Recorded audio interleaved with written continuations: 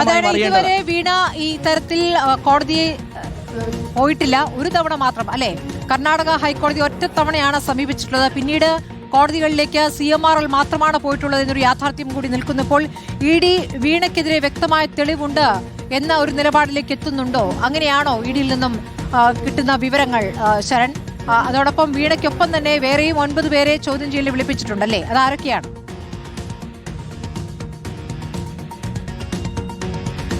സ്മൃതി, തീർച്ചയായിട്ടും. അതായത് enforcement directorate പറയുന്നത് ഇത് 2 ഘട്ടമായിട്ടാണ് ഈ എക്സാലോജിക്ക് CMRL സാമ്പത്തിക ഇടപാട് കേസ് അത് അവർ പരിഗണിക്കുന്നതെന്നുള്ളതാണ്. ആദ്യഘട്ടത്തിൽ ഇതിൽ മാത്രം ഫോക്കസ് ചെയ്യുക, അതായത് എക്സാലോജിക്കുമായി CMRL നടത്തിയ അനധികൃതമായിട്ടുള്ള സാമ്പത്തിക ഇടപാടുകൾ മാത്രം ഫോക്കസ് ചെയ്യുക. അത് 2.78 കോടിയുടെ സാമ്പത്തിക ഇടപാടുകളാണ്. അത് സംബന്ധിച്ചുള്ള കൃത്യമായ തെളിവുകൾ ശേഖരിക്കാനുള്ള നീക്കത്തിലാണ് അവർ ഉണ്ടായിരുന്നത്. അപ്പോൾ അവർ വ്യക്തമാക്കിയത് വീണയ്ക്ക് സമൻസ് അയക്കാനുള്ള തെളിവുകൾ തങ്ങളുടെ പക്കൽ ഉണ്ടെന്നുള്ളതാണ്. ഇതിന് പുറമെയാണ് ഞാൻ സൂചിപ്പിച്ചതുപോലെ മറ്റ് ചില രേഖകൾ കൂടി, അതായത് SFIയുടെ കുറ്റപത്രത്തിനൊപ്പം സമർപ്പിച്ച രേഖകൾ കൂടി ലഭിക്കുകയും ചെയ്യുന്നത്.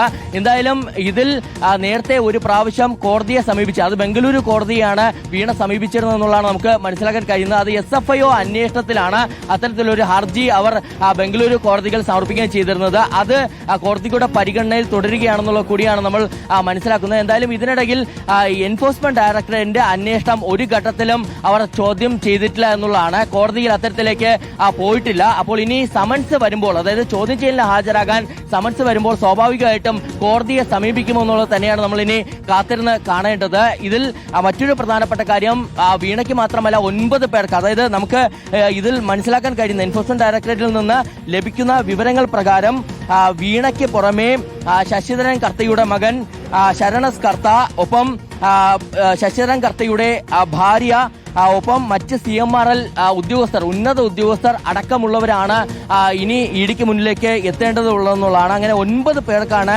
ഒരേ സമയം ED നോട്ടീസ് അയക്കുകയും ചെയ്തിരിക്കുന്നത്. എന്തായാലും ഇനി വളരെ പ്രധാനപ്പെട്ട ചോദ്യം ചെയ്യലിലേക്ക് നീങ്ങുകയാണ്.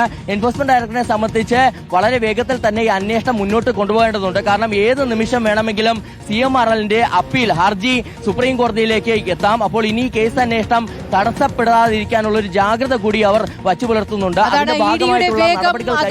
പ്രത്യേകം ശ്രദ്ധിക്കേണ്ടതാണ്. ഈ കേസിൽ എത്രത്തോളം വേഗത്തിൽ ഓടും ED, ഏത് ഘട്ടത്തിൽ അത് നിന്നുപോകും എന്നുള്ളതൊക്കെയാണ് അറിയേണ്ടത്.